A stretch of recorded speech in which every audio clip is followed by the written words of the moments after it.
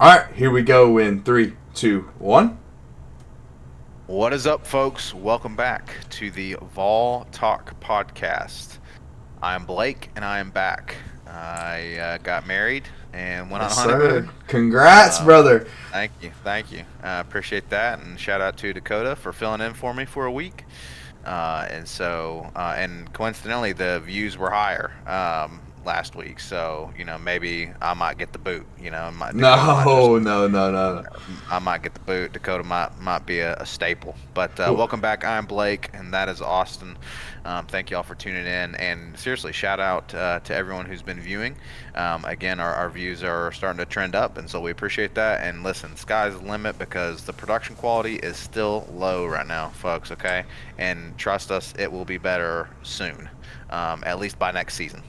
Give us the off season at least, and we'll get the maybe the production quality. playoffs. If we make the playoffs, maybe we Right. bump it up by the playoff. Yeah, we'll probably have to if we make the playoffs. So, but listen, if you haven't already, please like, subscribe, comment, all that good stuff. We'd really appreciate it. But we are doing the Mississippi State Bulldogs review, the game review. The Tennessee Vols won 33-14, and so initial reaction, Austin. What's your first take? Yeah, the biggest storyline coming out of the game is Nico's hurt. I think Yep. that's the biggest storyline coming out of the football game. I was lucky enough to go to this game again and see Nico in person again, and he was honestly really good in the first half. He was solid. It wasn't his best game, but it was definitely one of his better games on the year. Ever since that second half of the Alabama game, I've been pointing to he's been really, really good. He's been a difference maker on the team, and that's what we needed. We needed Nico. Not only because he's the quarterback and the quarterback's the most important position, but we needed to see him develop and get better, and he has. But unfortunately, in the stadium, there was shock, dude. Gaston Moore walked out in the second half, and I was like, "What the hell is happening?" If we were up by like 30, I'd be like, "Okay, he just got he's rested the rest of the half." But it was a 13-point game, and Gaston Moore comes out, and I'm like, "Oh no." What is happening? So I immediately try to start searching on Twitter because when you're in the stadium, dude, you cannot get information on injuries. Yeah. They don't update you on anything. So I'm searching on Twitter trying to figure out what's happening. I heard at first it was a concussion, and then I was like, okay, he'll be back next week. It's just a concussion, whatever, and it was probably precautionary.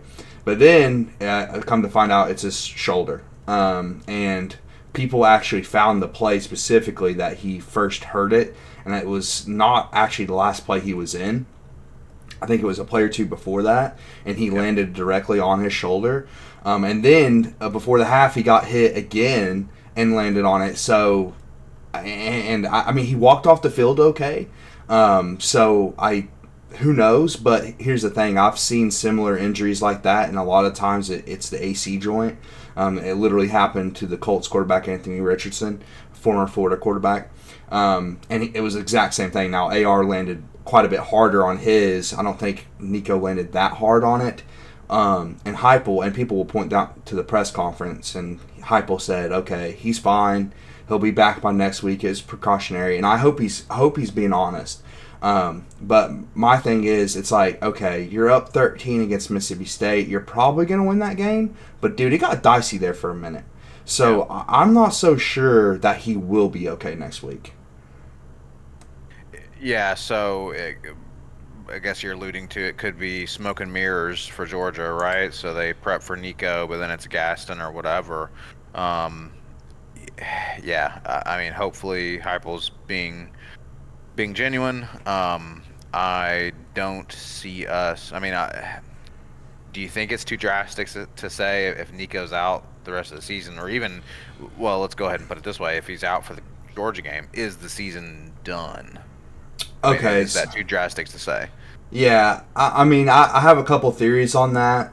Things that I haven't really hashed out yet, but I'll talk through on the podcast. For one, I'll just start with this. If Gaston plays against Georgia, no disrespect to Gaston Moore, he's a gritty guy, but we have no chance. We have absolutely zero Yeah. chance without Nico in the game. That is just a fact. For us to beat Georgia with Gaston Moore would have to literally make no mistakes, D Samp would have to get the ball 50 times, and the defense would have to give up virtually 0 points. It's just the chance of winning with Gaston is virtually zero. And I'm not just worried about Nico not playing. So if Nico's playing, the question is he 100%? That's another thing. If he plays, will he be healthy enough to be effective? That's another problem. And of course, I have to bring this angle to the podcast, dude, because we talk about BVS all the time. Of course, we're first in the SEC standings.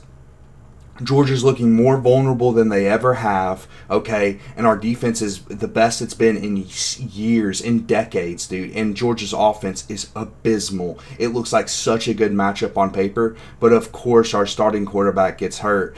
And not a pointless Mississippi State game because you have to win it, but a very, like, obvious winnable game Exactly. where yeah, exactly. And it's super unfortunate, especially since Nick, like I was just talking about, man, in the Mississippi State game and even 2 games before that, Nico finally hit his stride. I mean, he has Right. played like the elite quarterback we thought he was going to be coming into the season.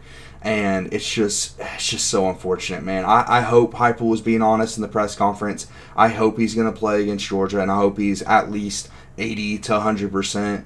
I just have my question marks, man. I mean, it was his throwing shoulder. That's a problem, dude. Even if he plays, will he be 100%? I don't know. Yeah, BVS in full swing for sure, right? It's crazy timing, and again, like you said, you hit the nail on the head, right? Mississippi State game. That's like, you obviously you got to win it. You can't sleepwalk through any game on your schedule. We saw that with Arkansas, right? Um, and so you, it's tough to say that it was just a get through it game, but it was. It was just a get through it game, get through it without injuries, and unfortunately, we've got an injury um, to Nico, and then also I believe it was at Dante Thornton also No, left. Dylan Sampson. Sampson left with the field with Oh, it was. injury. Yeah, you're right. You're right. It was Samson with. Now he Yep. came back in later, didn't He he? did, and he was Uh, effective when he came back in. So I'm thinking he's okay. yeah, But James Pierce even left at some point, dude. It was just injury after injury. It's like, really, the week before Georgia, this has to happen. Like, it's yeah. just, it's so I mean, it's so freaking predictable, man. Like, and I'm not saying if we were 100%, we'd for sure beat Georgia. I'm definitely not ignorant enough to say something like that. But listen, it's like one of those things. As a Vol fan, you expect this kind of crap to happen. We're literally having one of the best starts to the season we've had in so many years, and right before the Georgia game, our best defensive player gets banged up, our quarterback's potentially out, our running back, our best player, Dylan Sampson, goes out with an injury. It's just like a classic. Yeah, classic Tennessee stuff. Unfortunately. Exactly. Yeah. So, and we'll talk a little bit more. Like you said, we'll talk a little bit more about that in the Georgia preview podcast that will drop later this week. So we'll save more talk about that for later. But yeah, you're absolutely right. That's the biggest headline coming out of the Mississippi State game is this injury to Nico and just the injuries all around in a game, like you said, that you really. And again, maybe it's like, hey, it's the coaching staff being abundantly cautious before the Georgia game and just taking players out, to ensure, that there's no further injury or even if they're a little banged up or whatever. Um, Hopefully that's the case, right? Hopefully that's the case, but it's definitely bad timing right before the Georgia game if it is more serious injuries. So we'll be hoping and praying for Nico's recovery and everyone's recovery. But let's talk about the smacked my computer there. Um, let's talk about the game itself. Yeah. So, I'll be honest. My initial reaction is I kind of was hoping for a bigger win. Right? We're still, kind of. Um, I say that we won by over 2 scores, right? So but we didn't cover the spread. And the offense at times, looked like maybe, especially with the O line and the penalties. There's just still things to clean up, right? Especially going into the Georgia game. So let's talk about what your reaction was to both sides of the football during the game itself. So I agree. I think the offense left some points on the field. Obviously, I mean they got stuffed on the goal line twice. That was really Exactly. discouraging. I Once on felt the like one, right? Yeah, and I felt like at times Mississippi State was winning the trench battle throughout the game, offensively and defensively. At times, our offensive line could not get pushed in the run game, especially in those short yardage situations. And then you look at the D line; they were just getting gashed in the run game at times, which is just so unlike this Tennessee team. I think they were still pretty good overall defensively, but I think that one drive, especially Mississippi State, just literally 2 run plays and they score a touchdown. It was unreal.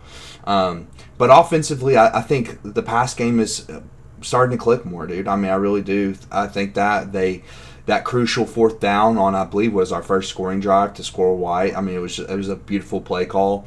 I think they were playing the run, or at least playing more up towards the box, and we hit squirrel deep, and they finally connect. Nico finally connects with one of his receivers on a deep ball, and then of course the play to Dante Thornton, which I mean we've all talked about this. I was at the game with Dakota and Daniel Sane, and that we were both talking, or we were all talking about how that deep ball to Dante was definitely underthrown quite a bit, and Dante just made a beautiful play on that ball. And I think I definitely want to talk about Dante at some point. He's been phenomenal this year, but I think overall the receivers are finally starting to click a little bit more with Nico. And the pass game in general is just more effective. I think also not only just the deep balls, dude. What I've noticed the last few weeks is those crucial third and medium plays that I talk about all the time that are so critical when running an offense. Because the most important thing with running an offense is keeping the chains moving. You have to keep the chains moving. You have to stay on the field. And I mean, that's how you score more points, obviously. I mean, instead of going 3-and-out and punting the ball away. So, and Nico's starting to convert more of those the last few weeks. He's starting to convert those 3rd and 5s, those 3rd and 7s, just taking the underneath stuff, which is as important as the deep balls. And the deep balls are starting to connect. Now, with the big caveat of Mississippi State's defense is by far the worst in the SEC. That has to be said. They are absolutely terrible. Going back to what you're saying about not covering the spread, I will say as a team, Mississippi State is really good about covering the spread. I mean, they lost to Georgia by 10 points. They fought Texas really hard. So I'm not really bothered by the final score as much as some of the. I think the biggest troubling thing for me this game was, again, in the trenches. I mean, this is not a team that you really would expect to struggle in the trenches against. But I think at times we definitely did. But overall, I was encouraged, man. I was encouraged. And again, I saw, this is something Dakota and I talked about in the Kentucky review, which is this team is a second half team, especially. We wear on teams, man. And I saw that again because we could not run the ball in the first half. We could not run the ball at all, dude. I mean, it was all dependent on Nico to get stuff going in the pass game. But in the second half, we just started wearing on him. And D-Samp is really one of those guys that gets better as the game goes. Like, he just gets better. Like, he goes out with an injury, comes back in, and is better than he was before. I mean, he's an odd guy like that, dude. He's just a grinder. And so there was a lot to be encouraged about. I thought the defense overall didn't have their best game. I mean, even though we gave up 14 points, we continued the 20-point streak, which is unbelievable. But overall, I thought the defense didn't play their best. But I'm happy with the win, man. We got through Georgia. I think again, the biggest thing is injuries. We'll see where that lands. But overall, I'm happy with it. Yeah, I mean, obviously you got to be happy with a win, right? Especially winning a game that you should win.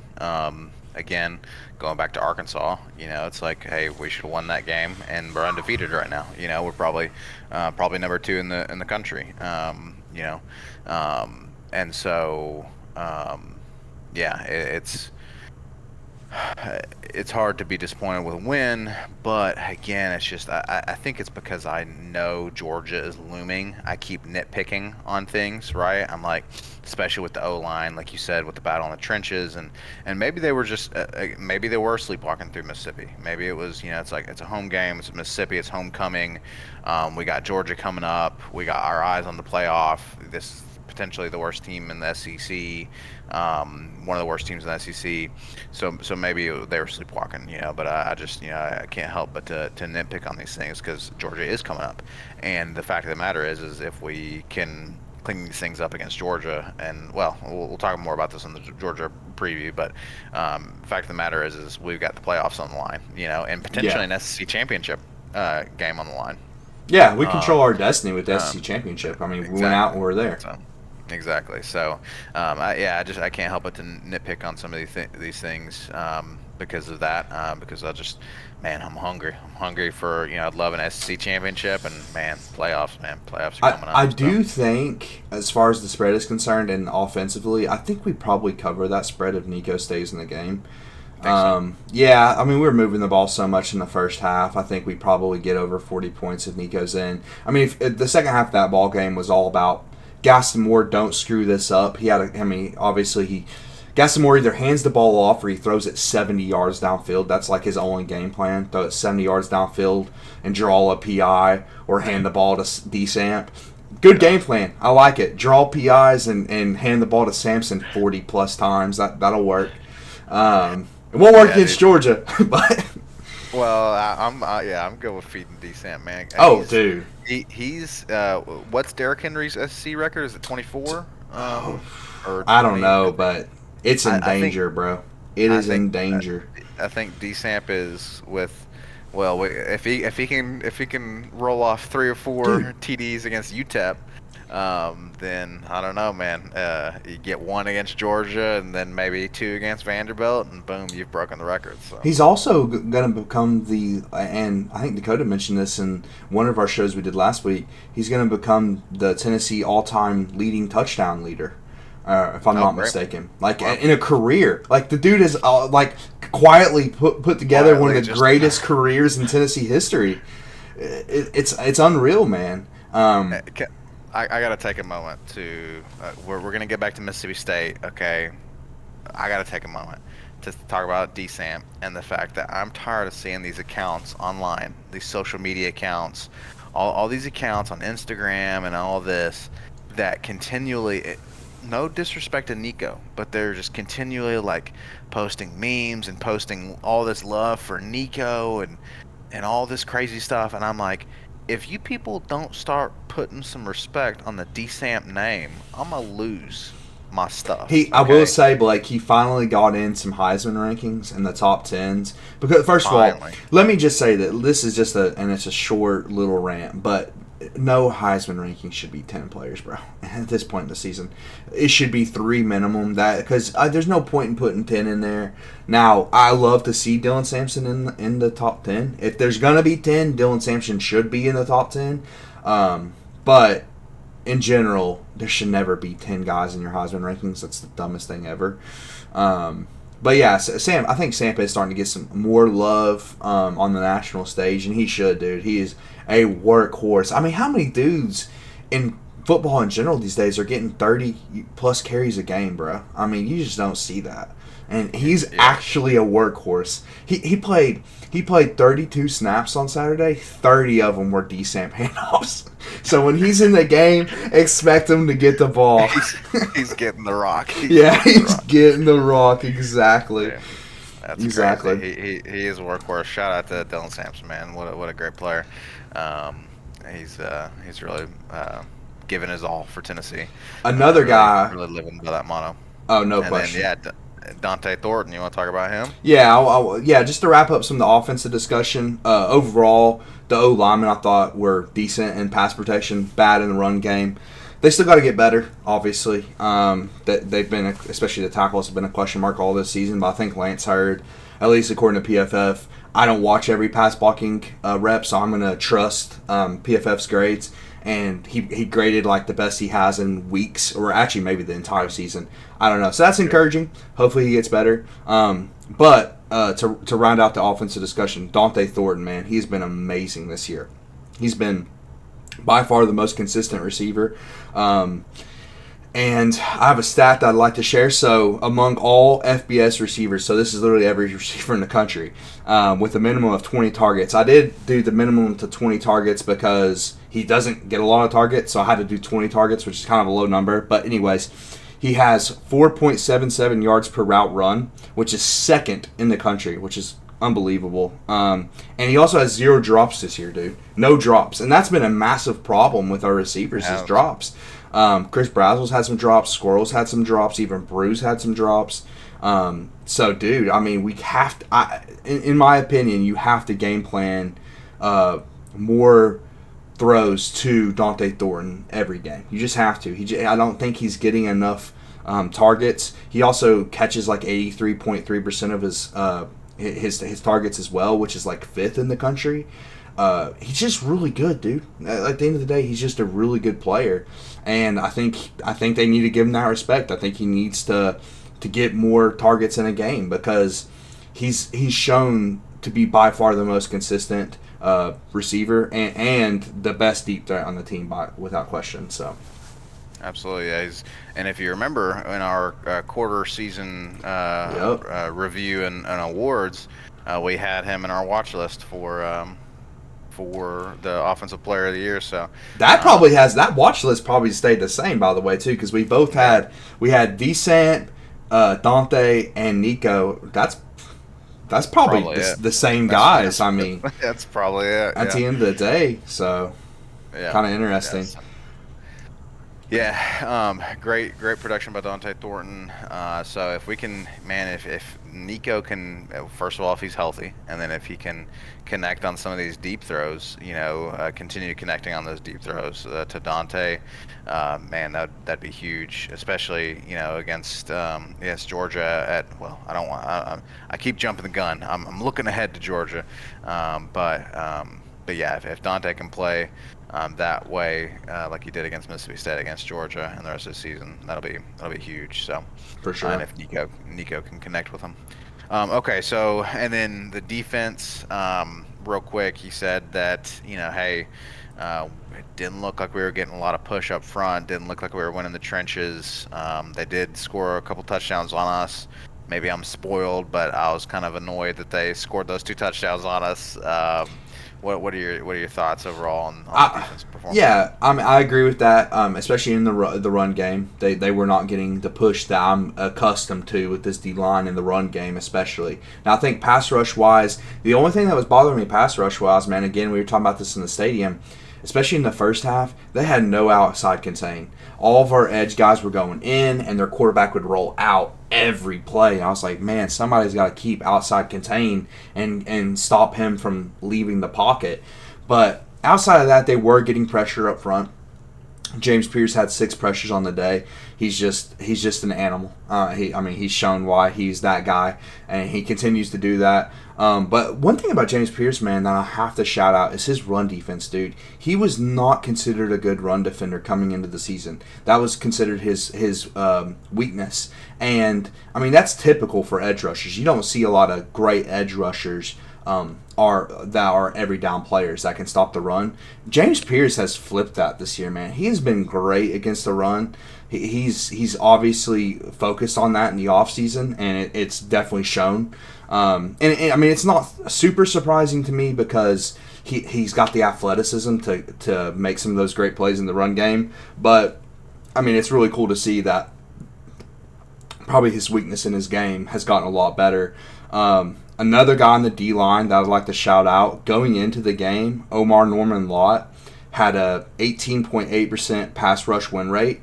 That was first amongst Power 4 defensive tackles, dude. First in the country, his pass rush win rate. Dude, every week it seems like there's a D lineman on this team that breaks out, and another guy that we're talking about, and it's just such a deep group. So many good players. Jenkins played really well in this game. Another guy that made some plays. Bryson Eason had a sack. It's just so many guys on that D line that come to play every week, and so, yeah, I mean, it's the strength of our team. It's going to continue to be the strength of our team. It's no surprise. I mean, we said that coming into the season. That was going to be one of the strengths of the team. So, another guy, dude, I got a shot on defense. Boo Carter, dude. Boo Carter was making plays, man. He was flying around the defense. I think that's another guy, man. Like, people, I think, were overrating Boo a little bit early in the season, but he's finally hit his stride. And that doesn't surprise. He's a true freshman. This is his first season on campus, man. And so it doesn't surprise me that he took a little while to get going. But, dude, the athleticism is showing, dude. He is flying around the field, making plays in the run game, making plays in pass coverage, and making a difference as a punt returner, dude. He has to be the punt returner going forward. I think he's shown the most out of all the guys who have done it between Squirrel, Jermon McCoy. I think Boo has set himself apart in the punt return game. So I'd like to see him take over that role the rest of the year. So, yeah, man, I was really, really impressed with his performance in this game. Yeah, dude. Like you said, true freshman, sky's the limit. You love to see that. That depth as well on the defense and the youth as well. And so love to see that. And man, he got, well, you might have already mentioned it. He got a pick as well. In addition to just being all over the field, and so really great effort, and we're going to need that effort again. Keep going back to Georgia. I'm kind of already dipping into the Georgia preview, but we're going to need that similar effort, next week against, or this coming weekend against Georgia. So again, hopefully this Mississippi State game for the defense as well was, maybe they were sleepwalking a little bit, but hopefully it was a good kind of warm up, and they've got their kind of minds locked into this big game coming up, and again, I nitpick, right? But you mentioned earlier they haven't allowed 20 points or more in however long. All this season. And going back into last season with the bowl game and all that, and so. Again, even though I guess I'm getting spoiled quickly, right? I'm like disappointed that we gave up 2 touchdowns, but at the end of the day, it's like, man, this defense is just, we knew the defensive line was going to be good, but man, the whole unit is just playing lights out, and really huge respect to Tim Banks and to the defense for doing that, for playing like they have. So I think love to see it. Yeah, no question, dude. And we are getting spoiled a little bit, because I will let Vols fans know right now, there is zero chance this defense is this good next year. There's zero chance of it. Not just because of the turnover, but also defense is just not sustainable year in, year out. There's plenty of statistics showing that. I mean, defenses regress all the time, and this defense is elite, dude. I mean, that stat is, we are 9 games into the season, bro.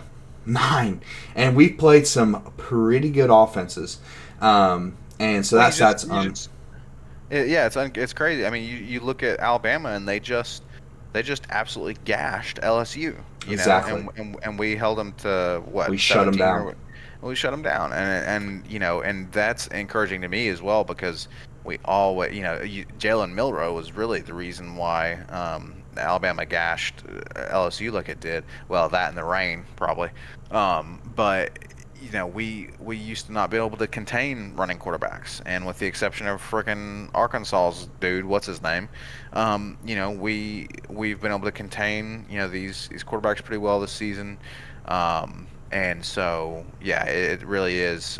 You're absolutely right that we're gonna get spoiled. It's not gonna be this way next year, no. Just because statistically it's near impossible. And you're losing some of your best players, and you're losing your best players, and so, but it at least gives me hope with the youth, and it gives me hope with Tim Banks and his schemes and all that good stuff. And so, yeah, he doesn't get enough credit, man. He really doesn't. Yeah. I do not expect him to be a Tennessee Vol next year. I hope Danny White just brings a dump truck of money into his front yard. Throws the bank at him. Exactly, dude. Just give him anything he wants because I do think he's that valuable. I mean, I don't think it's a coincidence that the first year that we're truly seeing the effects of no sanctions on the team and the defense is the best it's been. I don't think that's a coincidence. I mean, this is the first season that we can roll 12 deep on the defensive line. So, I know some people personally that were calling for Tim Banks firing a couple years ago. I do not think we understand how difficult it is to have a good defense with the lack of depth that team had. I don't think we could have judged him fairly on that lack of depth. But now you see what happens when you give him depth. He also kicked off all the garbage players in the secondary last year and actually got some dudes in that could play. Yeah. Made a total difference. Dude, that analysis at the beginning of the season for us will go down in history because we were like, this secondary could be awful. Or we replaced all the awful players and we're going to be a lot better. Yeah. Turns out that's what happened. Turns out, sometimes... addition by subtraction, baby. Sometimes it's addition by subtraction, man. So, when you got the likes of Jermod McCoy and Boo Carter, Boo Carter's a freshman, but Ricky Gibson. Of course, you got old Brooks back there. Will Brooks. I mean, list goes on and on, man. They're all better. It's literally every position back there has been upgraded this season. So, which it's like, man, when you got a walk-on playing better than your former secondary players used to, it's like, anyway. How bad are those guys? Yeah, not to rag on the old secondary. We're getting off track a little bit, but no, you're right. That was some legendary analysis at the beginning of the season, and thank God we fell on the right side of it. So yeah, exactly. All right, so we've talked about the offense. We've talked about the defense. Overall, again, it's a win's a win. It's a solid win. I got to shout out the kicker. Okay. The kick. Max Gilbert had his worst game as a Vol against Kentucky, and he bounced back in such a huge way, dude. He did not miss a kick last game, and he also hit his career-long 51-yarder against Mississippi State. So shout out Max Gilbert. He played a hell of a game, and I hope I got his name right. I'm pretty sure it's Max Gilbert. I said preseason that I won't learn special teams names. So. Yeah, I was just about to say, man, I didn't see this coming because you said yourself that you don't talk about special teams. I hope I got his name right because he deserves a shout out. For the love of God, I should know our kicker's name. I promise you, Vols fans, I've pretty much been to every home game this year. And I watch every game religiously. I hope I got his name right. I'm looking it up now. Thank God, Max Gilbert. I got it Max right. Gilbert. Yeah, it's Max Gilbert. You did say though that you wouldn't talk about special teams at all, which is a little disrespectful to the game maxims. I'm just saying. Hey, when you have 7 maxims, you're bound to get one wrong. Okay, you go 6. You said Robert Nealand was wrong about something. If you go 6 or 7, I'm about to pull the plug on this podcast right now. Listen, dude. If you go 6 for 7 on the maxims in 1920s when he wrote them, that's pretty dang good. That's pretty good. Cut. Listen. Stricken from the record, Vols fans. This is a Vol football podcast. I love General Nealand. I love General Nealand. But let me say this, General Nealand. The breaks are made on offense and defense, not special teams. Oh, my God. Not the kicking game. Oh, my God. This is unbelievable. I can't believe this. So you're telling me the kicker's more valuable than the quarterback? That's not what I'm saying, bro. But you gotta press the kicking game because that's where the breaks are made. And it's not just field goal kicking, okay? It's not just field goal kicking, okay? It's about field position too, okay?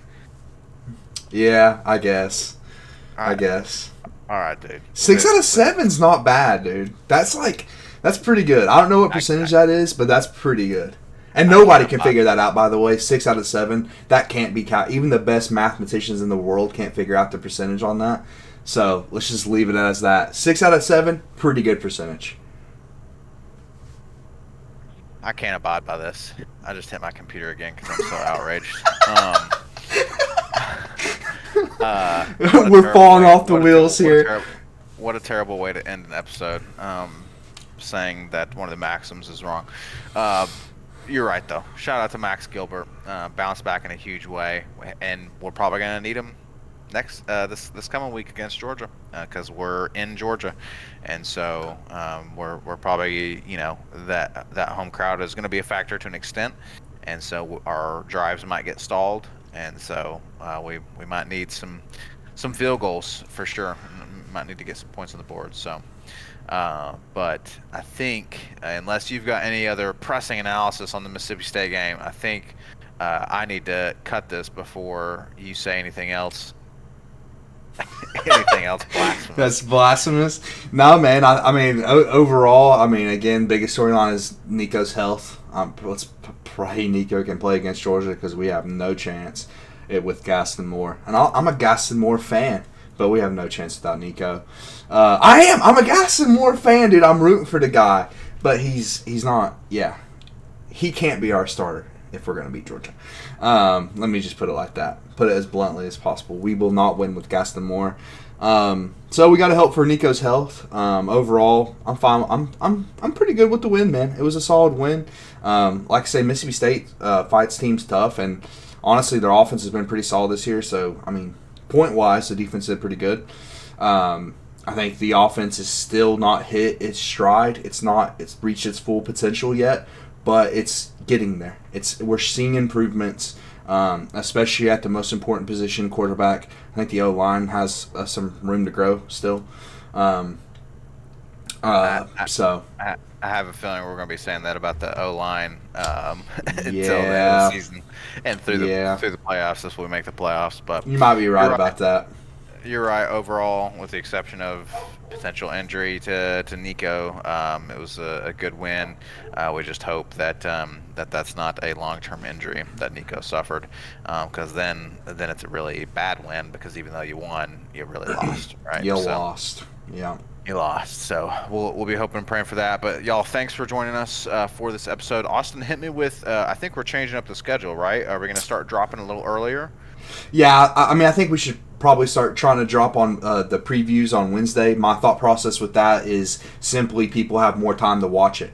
The previews are only relevant until the Saturday to the game. Now, the reviews are a little different reviews. I mean, people can go back and watch our analysis on after any game. Like, the Alabama review is still up. If you want to go check out our celebration after the Alabama win, that's still relevant. But the Alabama preview, no one's going to go back and watch that after the game. So I think just giving more time for people to go watch it was probably a pretty good idea. So I think we're going to shoot for Wednesdays, 9 to 10, somewhere in that range.